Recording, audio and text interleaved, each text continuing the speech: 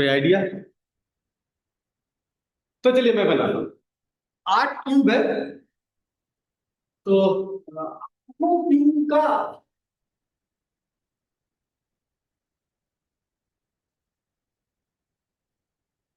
मैं सिंपल ऐसे बनाऊँ पीछे सारे 8 क्यूब का सेंटर ऑफ मास तो उनके बीच में सेंटर, ओके।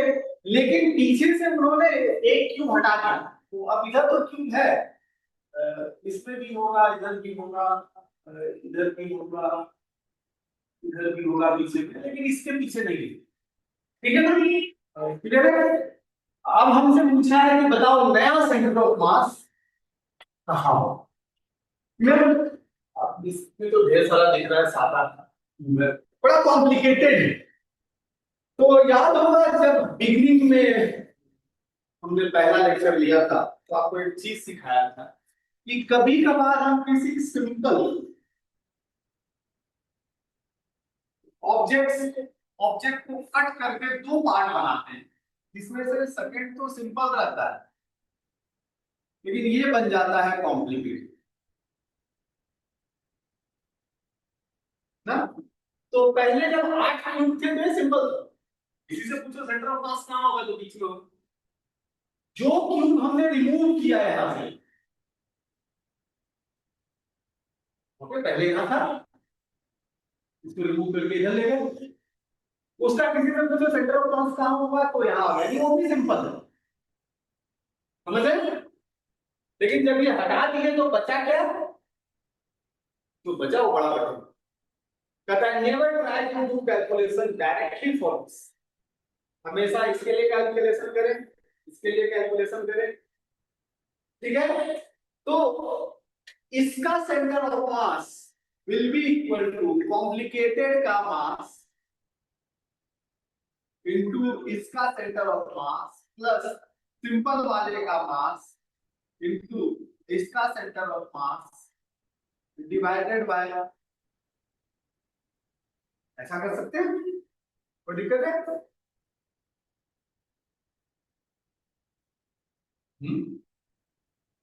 ये जो कॉम्प्लिकेटेड और सिंपल दोनों को कंबाइन करेंगे तो फिर से मिलना चाहिए मुझे।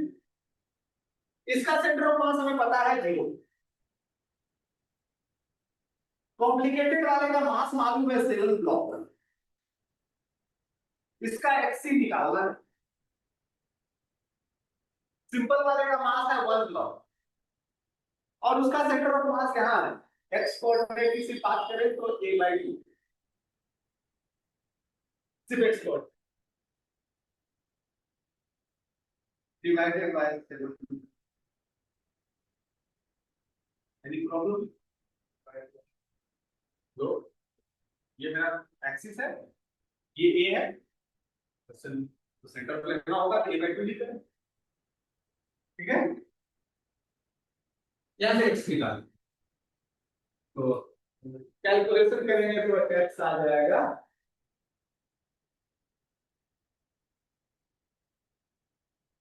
माइनस। ठीक है? सिमेट्री है, x y z तीनों इतने ही। तो पुराना सेंटर ऑफ मास था 0 0 0, नया सेंटर मास हो जाएगा 1/14, 1/14, 1/14, ऐसा होगा।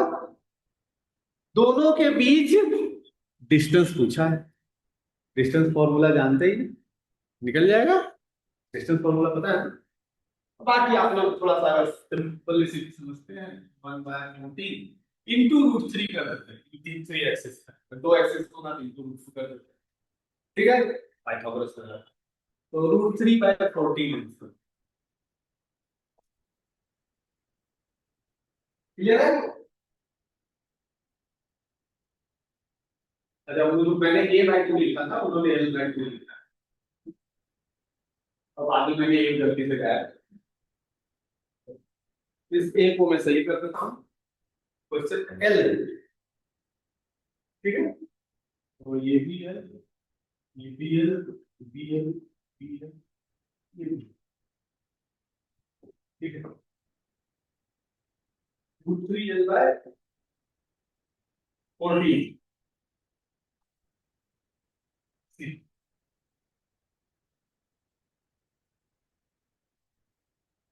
ये क्वेश्चन अभी छोड़ रहे हैं बाद में, तो कॉम्प्लिकेटेड।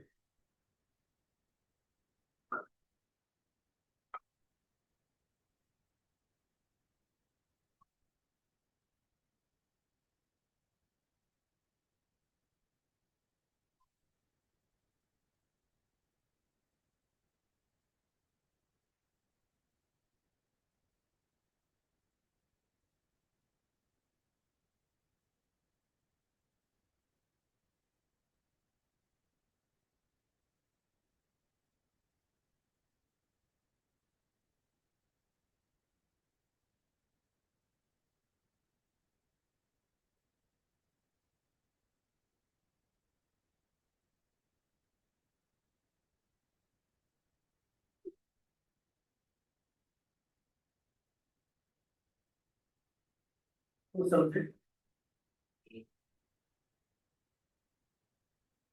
Left and down. चलिए देखते हैं, मैं डिस्कस करके देखते। कहता है अगर ऊपर नीचे की बात करें तो ट्रायंगुलर वेज है, वो तो ना ऊपर जा रहा है ना नीचे जा रहा है। स्क्वायर ब्लॉक वो नीचे जा रहा है, तो रिजल्टेंट नीचे, ठीक है ना। तो डाउनवर्ड डाउनवर्ड डाउनवर्ड तीनों। अब बात करते हैं लेफ्ट राइट। तो जब वो गिरेगा तो ट्रायंगुलर वेज लेफ्ट जा रहा होगा और ये राइट जा रहा होगा। कोई दिक्कत, सही होगा। तो पता नहीं लेफ्ट जा रहा है राइट जा रहा है, तो एग्जैक्ट बताना मुश्किल है, ठीक है। लेकिन अगर कोई एक्सटर्नल फोर्स न होता, जब तक वो ढेर सारे फोर्स, ग्रेविटी फील्ड नॉर्मल है,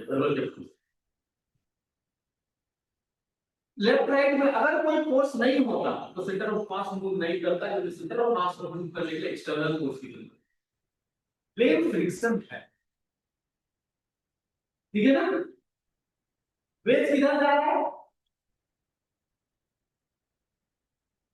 लेफ्ट, तो फ्रिक्शन लगेगा राइट, और जिधर फ्रिक्शन लगता है, जिधर एक्सटर्नल फोर्स लगता है उधर ही वेग, यानी राइट फॉर। तो किधर मूव करेगा ये तीन चीजों पे डिपेंडेंसी है। अगर आपको एग्जैक्टली पता होगा कि ब्लॉक किधर जा रहा है तो उससे निकल, लेकिन अगर एक लेफ्ट जा रहा है एक राइट जा रहा है तो फिर कंफ्यूजन है, तब फिर वो मेथड है। दूसरा, अगर कोई फोर्स ही नहीं लग रहा है तो सेंटर ऑफ मास वहीं का वहीं है। तीसरा, अगर कोई फोर्स लग रहा है तो जिधर फोर्स लग रहा है एक्सटर्नल फोर्स उधर ही है, आपस में इंटरनल फोर्स नहीं रहेगी, सिर्फ एक्सटर्नल। क्लियर है। तो ये तीन बातें जो थे।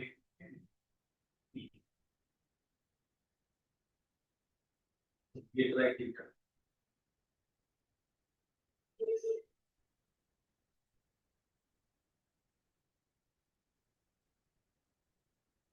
वही पता लगाएंगे, सिंपल कॉम्प्लिकेटेड।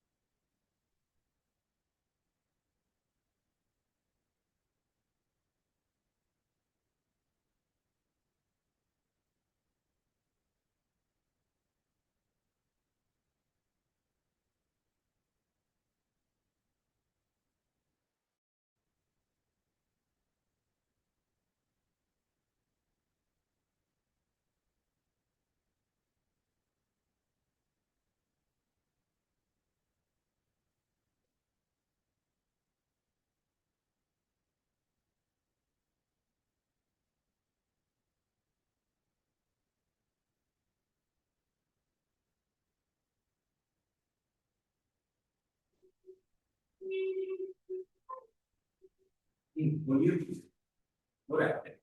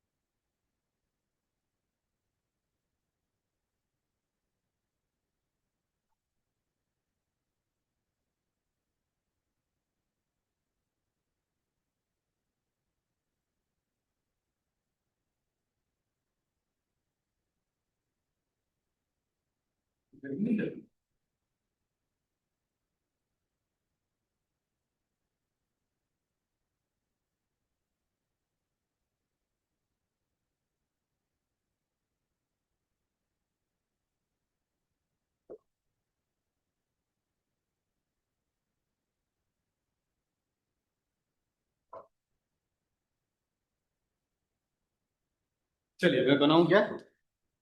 तो फिर से वही सिंपल कॉम्प्लिकेटेड वाला कॉन्सेप्ट लगाएंगे।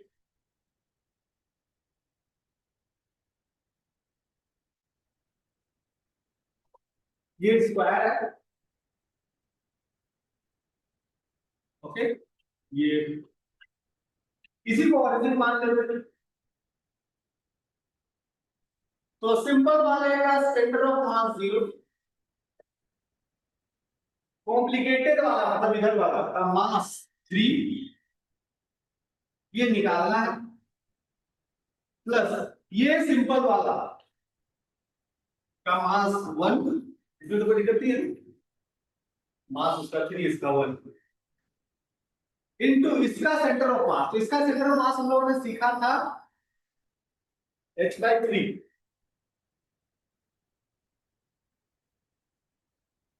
होगा। तो दिया हुआ क्या है, ए। तो ये पूरा ए है, ठीक है ना। ये a/2 हो जाएगा, तो ये हो जाएगा a/6, ओके। लेकिन हमें तो यहां से लिखना पड़ेगा a/2 माइनस a/6, a/3, ठीक है ना। तो minus a/3 minus divided by,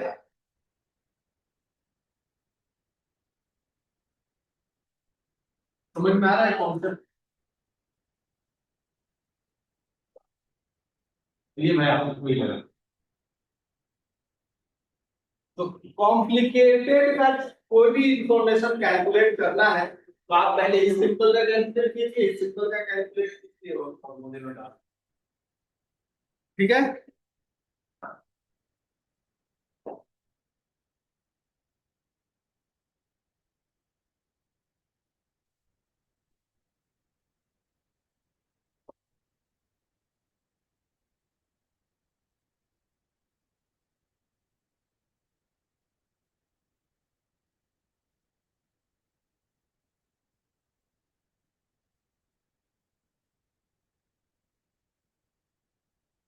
done, कितना आंसर?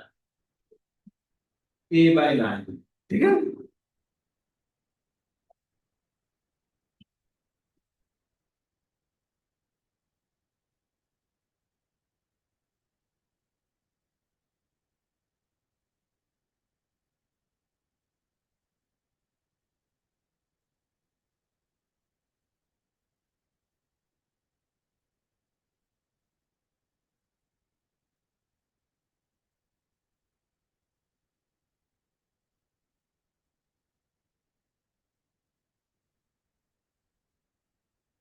बोलो।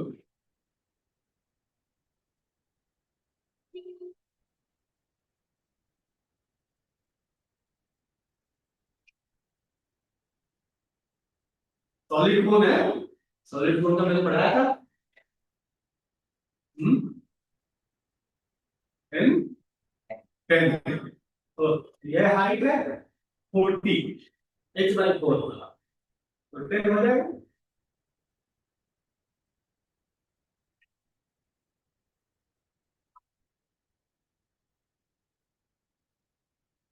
चलिए, ये वो क्वेश्चन है जिसमें आपको इंटीग्रेशन करना पड़ेगा। ये एग्जाम में अगर आ गया तो इसका रिजल्ट आप याद नहीं रख सकते क्योंकि ऐसा आपको कराया ही नहीं। तो केस कौन सा है? रॉड वाला। रॉड का लगाया है, लेकिन इंजेक्शन रॉड जो होता है वो यूनिफॉर्म होता है, इन्होंने नॉन यूनिफॉर्म रॉड। ठीक है, तो पूरा प्रोसेस जो हम लोगों ने किया था वो हम लोगों को करना पड़ेगा। मैं करता हूं।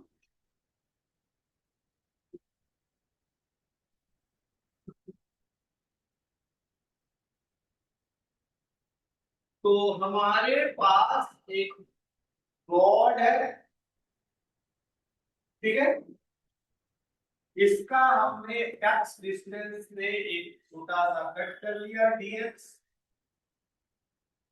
डीएम। पिछली बार मास दिया होता था तो mass upon length into length करते, बस इस बार लीनियर डेंसिटी दे दिया। जब लीनियर डेंसिटी दे दे तो डेंसिटी इनटू लेंथ कर देंगे तो हमें मिल जाए लैम्डा इनटू डीएक्स, और लैम्डा दिया होगा kx। ठीक है, आगे का प्रोसेस आप लोग जानते हैं, integration of x dm equal to integration of x dm limit 0 से L तक, ये आ जाएगा x स्क्वायर का L cube by 3, L cube by 3। ठीक है ना, हमें याद है कि अभी तो वहां लिखा होगा इंटीग्रेशन ऑफ डीएम एम होता था, लेकिन इस बात पर अब है ही नहीं ना, तो हमें इंटीग्रेशन ऑफ डीएम भी निकालना हो जाए। ये याद है ना, पिछली बार हम लोग नीचे वाला कैलकुलेशन से बच जाते थे, बट इस बार नीचे का भी कैलकुलेशन करना पड़ेगा। ठीक है, तो नीचे का कैलकुलेशन कर डालते हैं, इंटीग्रेशन ऑफ के एक्स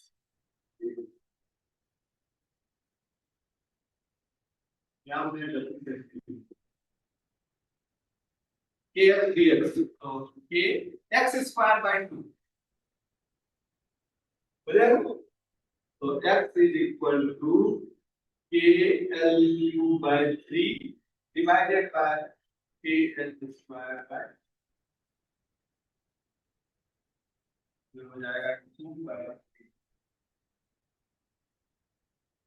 समझ में आया? इंटीग्रेशन ऑफ कर पाएंगे जब तो बेसिक वाली चीजें याद होंगी। ठीक है ना, तो फिजिक्स में जितने भी इंटीग्रेशन मिलेंगे सब उसी 9 के हिस्से, उन 9 के बाहर पता नहीं शायद नहीं। ठीक है, तो वो 9 के 9 इंटीग्रेशन आपको याद रखना, तो 2/3 है।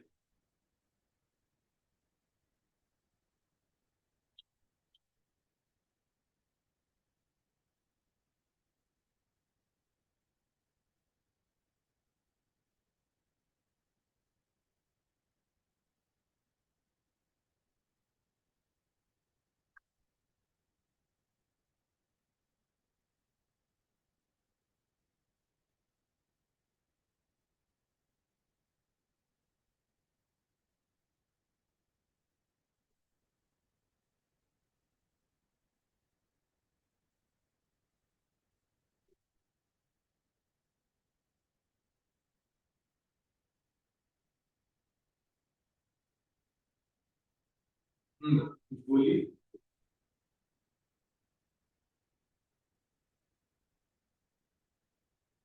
तो 10 केजी 20 केजी 30 केजी तीनों का कंबाइंड सेंटर ऑफ मास क्या होगा, तीनों का मास कंबाइंड करें 60 केजी का सेंटर ऑफ मास 000, 40 केजी का कहां हो तो रिजल्टेंट का 333, x y z 0 से तो x का कैलकुलेशन कीजिए। ओके, तो रिजल्ट यानी 3, रिजल्ट 3 है इज इक्वल टू m1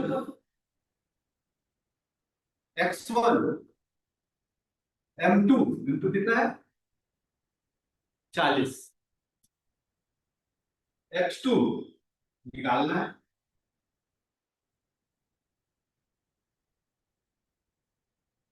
समझे ना? इन जनरल हम ये सोचते हैं कि इसका दिया जाएगा, इसका दिया जाएगा, इसका पूछेगा, पर यार उल्टा कर दिया, इसका दे दिया, उसका पूछ दिया, क्या पड़ता है, क्वेश्चन तो वैसा ही जाएगा। ठीक है, तो बताइए कितना है बी। ठीक है,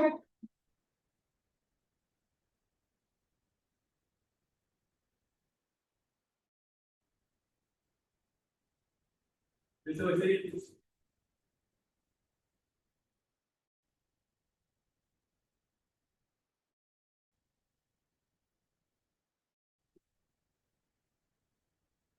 तो डिस्प्लेसमेंट जीरो दे दिया है, उधर वाला जीरो है, बाकी इधर का लिख लीजिए sir, m1 a plus m2 x divide by m1 plus m2 x निकालना है।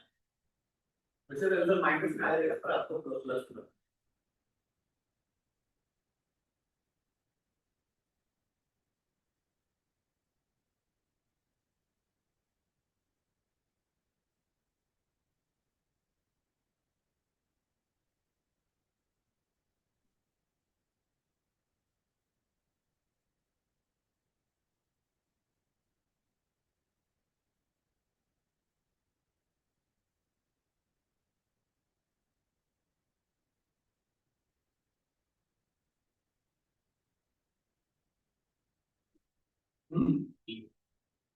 D B.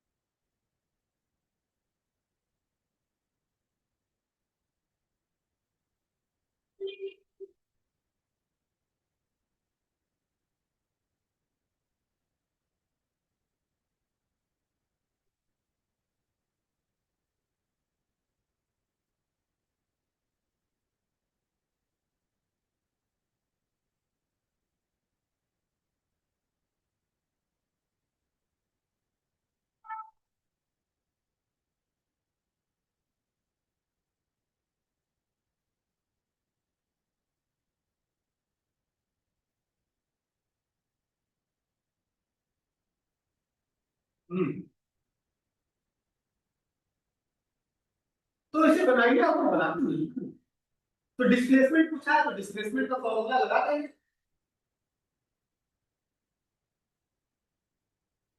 तो मीटर स्क्वायर के दो पार्ट था, एक 90 सेंटीमीटर, एक 10 सेंटीमीटर। 90 वाले का मास 9 ले लेते हैं, 10 वाले का मास 1 ले लेते हैं। तो final displacement will be equal to 1 into इसका डिस्प्लेसमेंट प्लस 9 इंटू इसका डिस्प्लेसमेंट डिवाइडेड बाय 1 प्लस 9, ऐसा होगा। 9 सेंटीमीटर, 90 वाला जो है उसका वो डिस्प्लेस ही नहीं हुआ है, सिर्फ वो 10 सेंटीमीटर वाला यहां से वहां ले गया है।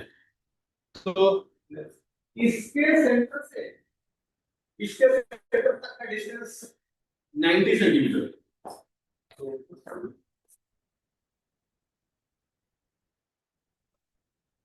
समझे, यूनिट मास वाले का डिस्प्लेसमेंट, बाकी 9 मास वाले का डिस्प्लेसमेंट मिल जाएगा। तो यही गड़बड़ है, आप लोग बोलते नहीं है कि क्या दिक्कत है, अभी क्वेश्चन नहीं बना, क्यों नहीं?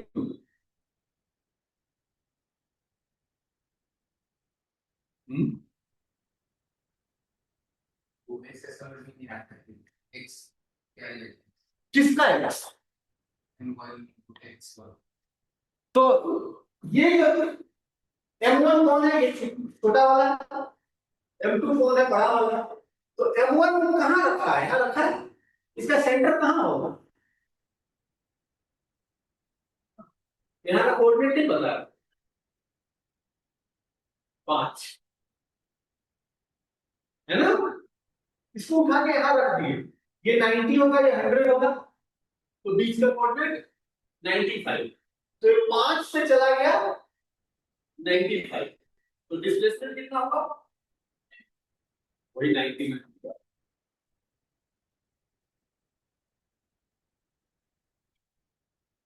अब ये जो कुछ मैंने एक्सप्लेन किया है था, is it physics? No, totally coordinate geometry है, कोऑर्डिनेट ज्योमेट्री भी नहीं करना चाहिए, कोऑर्डिनेट बड़ी थी।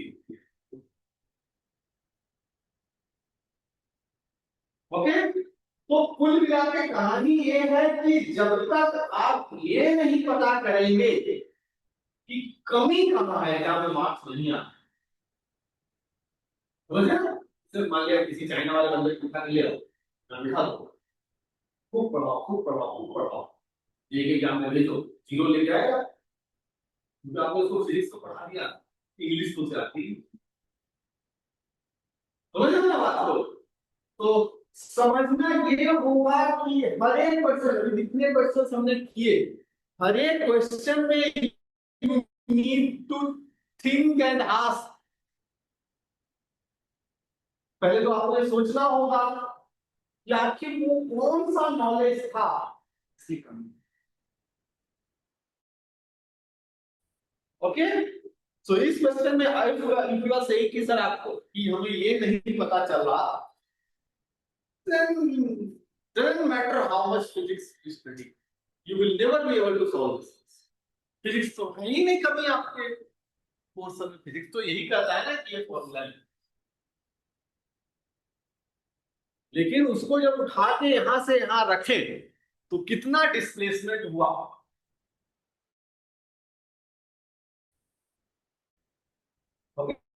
ये डिस्प्लेसमेंट ही है ना। तो डिस्प्लेसमेंट का फॉर्मूला याद कीजिए, क्या था याद है क्या,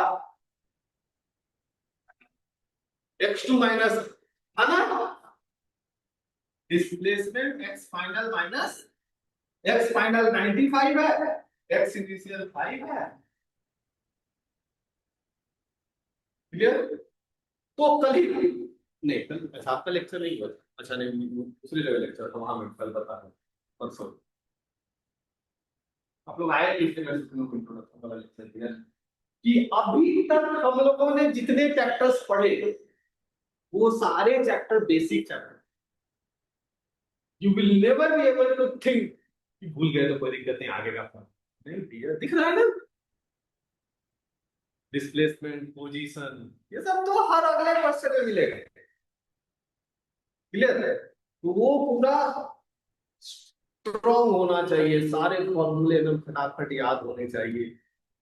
यू मे से कि सर सेंटर ऑफ मास ना पढ़े तो क्या होगा, चलो थोड़े आध क्वेश्चन, ग्रेविटी ना पढ़े तो क्या होगा, एक आध क्वेश्चन है, लेकिन मोशन ना पढ़े तो आधी फिजिक्स बर्बाद हो, एनर्जी ना पढ़े तो आधी फिजिक्स बर्बाद हो जाए, समझ रहे हैं ना?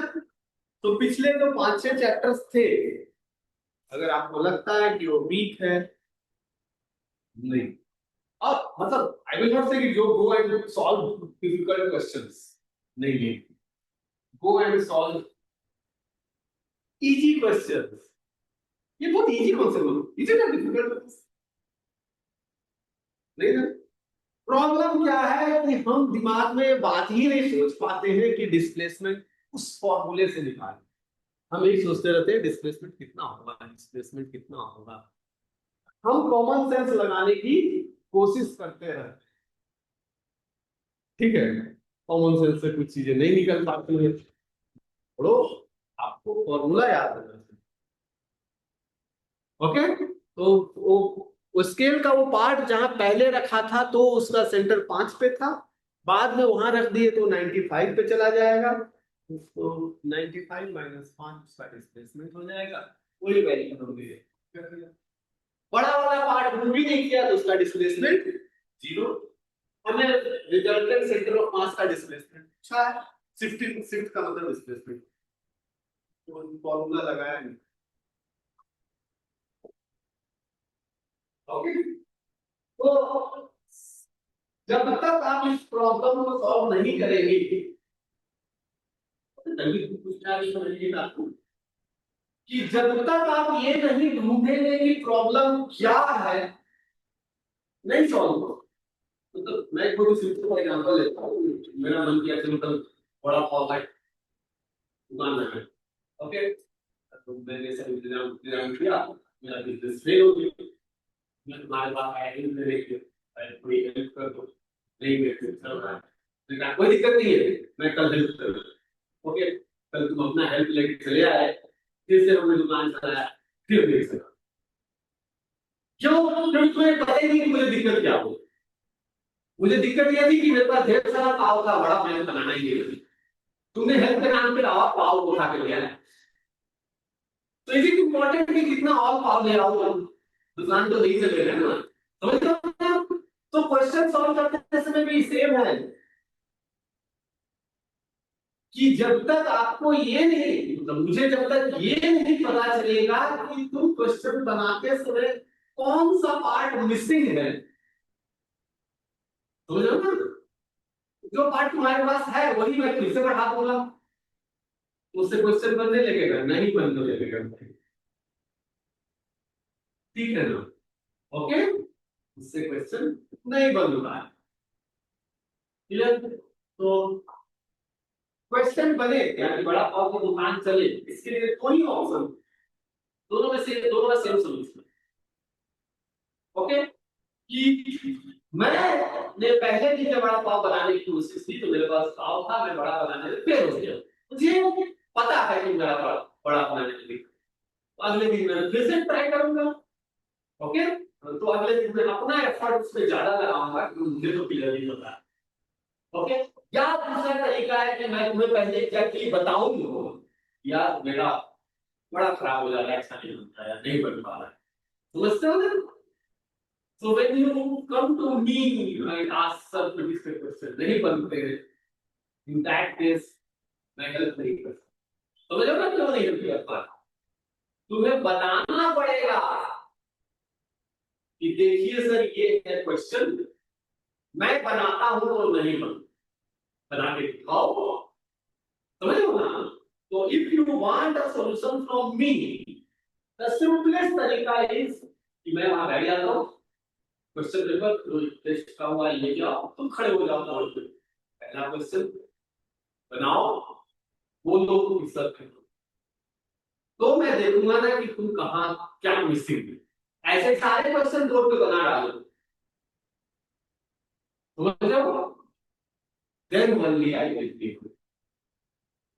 डॉक्टर के पास भी जाओगे ना कि सब तबीयत खराब है, उसी उसको बताना पड़ेगा यहाँ दर्द हो रहा है, वहां दर्द हो रहा है, नहीं कुछ समझ में आ रहा है तो डॉक्टर को बोलना पड़ेगा, पता नहीं सर क्या हो रहा है, तो डॉक्टर कहेगा ठीक है जाओ टेस्ट टेस्ट करा के आओ, आगे टेस्ट रिपोर्ट देखिएगा तब जाके वो पूछते हैं। दोस्तों ना, तो दुनिया में कभी भी सॉल्यूशन कोई नहीं दे सकता है जब तक उसको प्रॉब्लम ना हो, क्लियर? तो समझ रहे हो ना बात, क्वेश्चन क्यों नहीं बन रहा है, इसके लिए तुम्हें पूरा तैयारी करके मेरे पास आना होगा कि सर ये रहा क्वेश्चन पेपर, आप बैठो मैं बगल में बनाता हूँ, तुम बैठ के बगल में बनाओ। ओके, 3 घंटा मैं बैठता हूँ, 2 घंटा तुम भी बैठो। जब मैं सिर्फ इसकी बात करूँ, 1 घंटा मैं बैठता हूँ, 1 घंटा तुम भी बैठो, और क्वेश्चन बनाओ, हर क्वेश्चन में बनाते जाओ तो सर देखो उसकी वैल्यू। ठीक है ना, समझ रहे हो? वो दिक्कत ना सिर्फ मतलब इजी क्वेश्चन होते हैं ना, वो जल्दी बन जाती है, लेकिन इसमें जरा देर लगती है, बड़ा है इसमें थोड़ा problem। तो बड़ा बना लेते हैं। नहीं ऐसे नहीं, और होते हैं ना दूसरे वाले, इसमें 2-3 कंसेप्ट एक साथ ऐड करना है ऐसे। पर उसमें उसको सॉल्व कर, हाँ ये बहुत इंपॉर्टेंट पॉइंट, जिसमें बोला ना ये बहुत इंपॉर्टेंट पॉइंट होता है, तुम्हें एक बात बनानी पड़ेगी। तो तुमने जैसे कहा कि सर एक क्वेश्चन जिसमें 3-4 कॉन्सेप्ट, क्या 5-6 कॉन्सेप्ट, मैं भी देखता हूँ तो ये लगता है यार इसको तो बच्चे नहीं बना पाएंगे। ठीक है ना, मुझे भी समझ में आता नहीं पाएगा भाई, क्योंकि 3-4 कॉन्सेप्ट एक साथ डाल दिए। अब कहोगे इसका सोल्यूशन क्या है? शुड बी ट्राई या should be practice a question which is having 4-5 concept? नहीं, ऐसा नहीं हो।